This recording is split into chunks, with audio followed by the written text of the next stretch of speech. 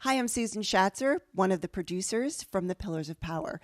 Joining me today is Moe Rock, and he's with the LA Tribune.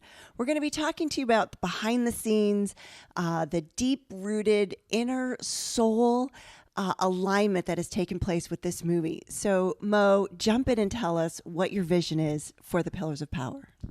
First of all, thank you, Susan. It's a pleasure and privilege to be with you. It's an honor to work with you as one of the fellow producers of this film. I really believe that the market needs a film like this right now. I think that there's a yearning for a new kind of media. In fact, I know that the world right now is waiting for this film series. And Pillars of Power, the first volume of our series, which we've done a lot of work on. Today here, we're on set. You can't see on the camera, but there's multiple different studios here that we. It's a huge mansion. It's a fantastic time, and we've had a great time with our executive producer, Donna Campbell, as well as a wonderful team that's worked with a lot of industry veterans, a lot of Hollywood veterans. One of our directors of photography has worked on Emmy Award-winning projects, and so these are really the cream of the crop in the creative world that have come together and decided that the world needs some positivity, but not just positivity, practical positivity, right? Because I think that spirituality and positivity and inspiration is useless if it's not practical. And so my whole philosophy towards Pillars of Power is to take these ideas but allow the audience to apply them in a practical way, not just for the sake of feeling better, but for the sake of being better. Being better as leaders, being better as human beings, being better as business leaders. And I think that that's an important distinction with the work that we do. Because what I don't want is for people to misunderstand that Pillars of Power is about feeling good. I'm not really motivated by just helping people feel good temporarily. I think that the world needs solutions. And so we take a very unique approach at providing those solutions to people financially, spiritually, physically, relationally, and physically. Did I say physically twice? It's okay. I got you covered. But you guys know what I'm saying. So why now? Relationally was the other one. Relationally. Is that a word? We're turning it into one. We're making our own vocabulary. I love it. So why now, Moe? Tell us. Well, as we sit here, it's 2025. It's in the first 2 weeks of January. We're in the heart of Los Angeles. We just got hit with a tragedy here in the Los Angeles community. We've spent the last few days doing a lot of volunteer work, a lot of charity work. We've been supporting feeding first responders. The Los Angeles Tribune has proudly sponsored multiple different initiatives this past week. It's a reminder. It's a reminder that we need to come together as a community. It's a metaphor for life. It's a metaphor that regardless of circumstances, if a fire hits your house, you still must have the resolve to survive and rebuild and go stronger and build better, build a stronger life for yourself and your community. So it's been, on one hand, tragic. Our heart goes out to the victims. On the other hand, inspirational to see the community come together. And so I think it's apropos on some cosmic level that we're in Los Angeles filming a movie that's designed to make the world a better place. And it took courage for some of our cast members and producers to even fly in. Many of them were told by family members not to fly in town this week. But they came, everyone's safe and sound, and we got busy. We rolled up our sleeves, and that's what leaders do. Leaders will roll up their sleeves and get to work. And excuses have no place in our vocabulary. And so in a weird way, or not so weird way, the production of Pillars of Power in and of itself was a spiritual experience. And so that just tells me that the final product is going to have a magic energy attached to it because of the circumstances of the production. Absolutely. I totally agree with you. And, in speaking about, our family members not really liking us to come here, we were told on many levels. I received a phone call from the hotel. The general manager says, hey, we don't have any power. You should maybe make other arrangements. And we sat there on the precipice of this the day before. Some yes, some no. Do we go? Do we stay? What's happening? What's shaking? What's baking? What can we create here? And you called it. You said, we're doing this. We're having it. It's on. I think that's important for the folks to hear that story about what happened behind the scenes. And I think it's important for us to actually reiterate that quite a bit because it's inspirational, right? We don't allow fear and the frequency of fear to falsely create a lens that doesn't exist. That things that do not actually exist, but we create them in our mind. In the ancient Jewish tradition, there's a concept called the golem. That same concept was later used in Lord of the Rings in a fictional novel. But the golem, from a religious standpoint, is actually a beast that comes into life, into the three-dimensional realm, and gets created out of negative thoughts, out of fearful thoughts. And so the metaphor there, and you can apply this regardless of what your spiritual affiliation is that your negative thinking has the power to create a real-life monster. And I think that's a very important metaphor. How many times in our lives have we created monsters in our life because of our negative thinking? And so one of the pillars of power is peace of mind. The mental pillar is all about peace of mind. And you cannot have a life with a peace of mind if you have a life of fear. It just can't happen. And yet so many people are stuck in fear, and so many people allow themselves to get stuck in fear, which is a form of mental slavery. Fear will actually put you in a situation you don't want to be in, but you allow your inability to break out of fear put you in that situation.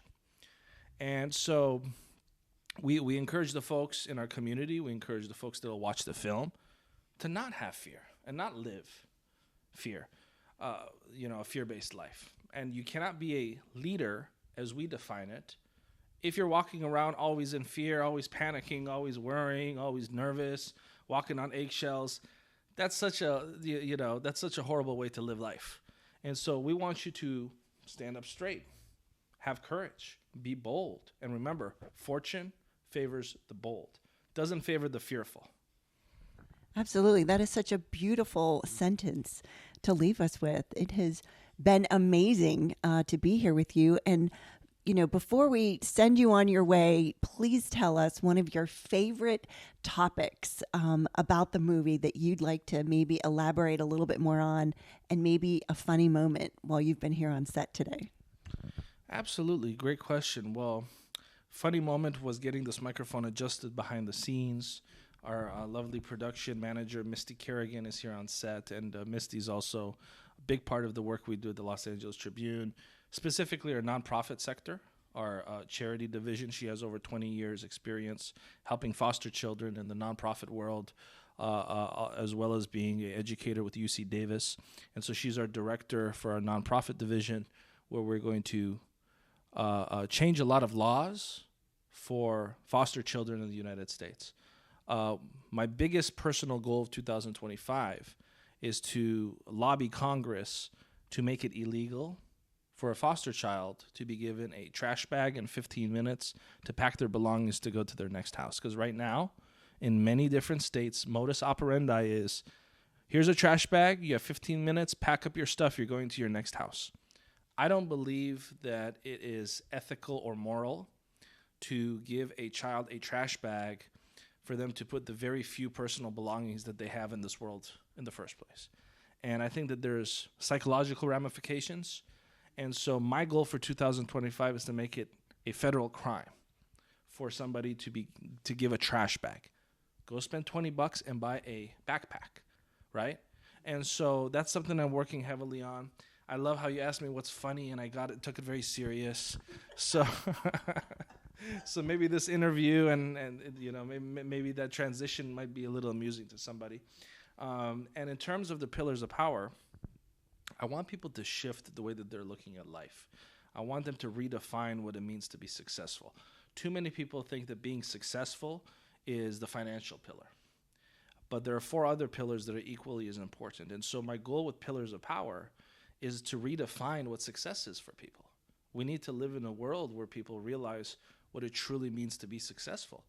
If you have horrible relationships, if the people closest to you in your life don't respect you, but you have some money, that doesn't make you successful, right?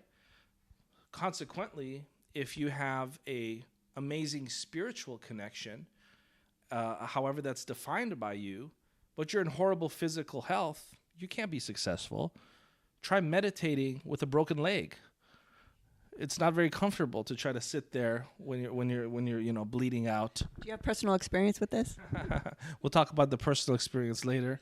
I was told we're not going to get personal in this interview, but so to understand the 5 pillars and to have a new perspective on success is our ultimate goal.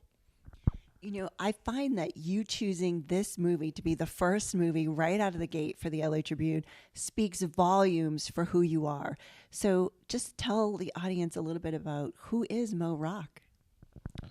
Well, I am a ordinary man with extraordinary friends, extraordinary people in my life, extraordinary business partners, partners such as yourself.